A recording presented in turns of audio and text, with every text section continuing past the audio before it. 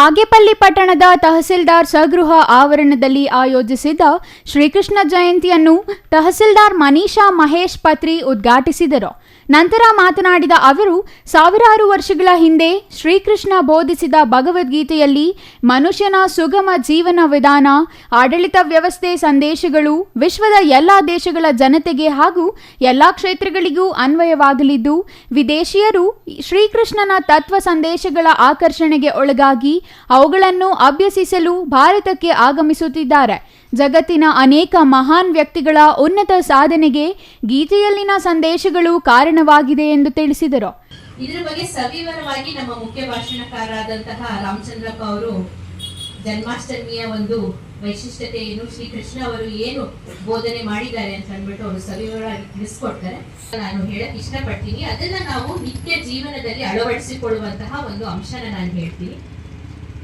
ಶ್ರೀಕೃಷ್ಣ ಏನ್ ಹೇಳ್ತಾರೆ ಅಂತಂದ್ರೆ, ಶ್ರೀಮದ್ ಭಗವದ್ಗೀತೆನಲ್ಲಿ ನಾವು ಏನ್ ಕೆಲಸ ಮಾಡ್ತೀವಿ, ಕೆಲಸ ಮಾಡೋದು ನಮ್ ಧರ್ಮ, ಬಟ್ ಅದರಲ್ಲಿ ಪ್ರತಿಫಲ ಸಿಗೋದು ಅದು ದೇವರಿಗೆ ಬಿಟ್ಬಿಡ್ಬೇಕು. ನಾವು ಅಂದ್ರೆ ಪ್ರತಿಫಲ ಸಿಗುತ್ತೆ, ನಾನು ಅದಕ್ಕೋಸ್ಕರ ಕೆಲಸ ಮಾಡ್ತೀನಿ ಅಂತ ಯಾವುದೇ ರೀತಿ ಆತರ ಉದ್ದೇಶ ಇಟ್ಕೊಂಡು ಮಾಡಬಾರ್ದು. ನಾವು ಯಾವುದೇ ಒಂದು ಕೆಲಸ ಮಾಡ್ತೀವಿ, ನಾವು ಒಳ್ಳೆ ಮನಸ್ಸಿನಿಂದ, ಒಳ್ಳೆ ಹೃದಯದಿಂದ, ಒಳ್ಳೆ ಆಲೋಚನೆಯಿಂದ ನಾವು ಯಾವತ್ತೂ ಒಂದು ಕೆಲಸನ ನಾವು ಕೈಗೆತ್ಕೋಬೇಕು. ಆ ಕೆಲಸದಲ್ಲಿ ಪ್ರತಿಫಲ ಸಿಗೋದು ಬಿಡೋದು ಅದು ದೇವರಿಗೆ ಬಿಡಬೇಕು. ಜೊತೆಗೆ ಅದರಲ್ಲಿ ಸಕ್ಸಸ್ ಸಿಗುತ್ತೋ ಅಥವಾ ಫೇಲಿಯರ್ ಆಗುತ್ತೋ ಅದನ್ನು ಕೂಡ ನಾವು ದೇವರಿಗೆ ಬಿಡಬೇಕು. ಒಳ್ಳೆ ಮನಸ್ಸಿನಿಂದ ನಾವು ಒಂದು ಕೆಲಸನ ನಾವು ಮಾಡ್ತೀವಿ ಅಂದ್ರೆ ಅದು ಖಂಡಿತವಾಗೂ ಒಂದು ಒಳ್ಳೆ ಪ್ರತಿಫಲನು ಕೊಡ್ತಾರೆ. ಅದಕ್ಕೋಸ್ಕರ ಪ್ರತಿಯೊಬ್ಬರು.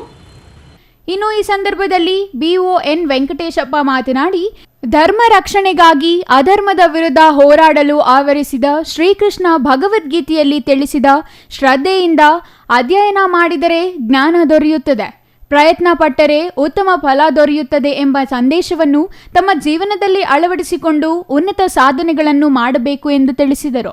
ಯಾದವ ಸಂಘದ ಅಧ್ಯಕ್ಷ ರಾಮಕೃಷ್ಣ, ವಕೀಲರ ಸಂಘದ ಅಧ್ಯಕ್ಷ ನಂಜುಂಡಪ್ಪ, ವೃತ್ತ ನಿರೀಕ್ಷಕ ಪ್ರಶಾಂತ್ R ವರ್ಣಿ, ಶಿವಪ್ಪ, T ರಾಮದಾಸ್, ಕೃಷ್ಣಮೂರ್ತಿ, ಕೃಷಿ ಇಲಾಖೆ ಶಂಕರಯ್ಯ ಮತ್ತಿತರರು ಹಾಜರಿದ್ದರು. Ganesh, CTV news, Bagepalli.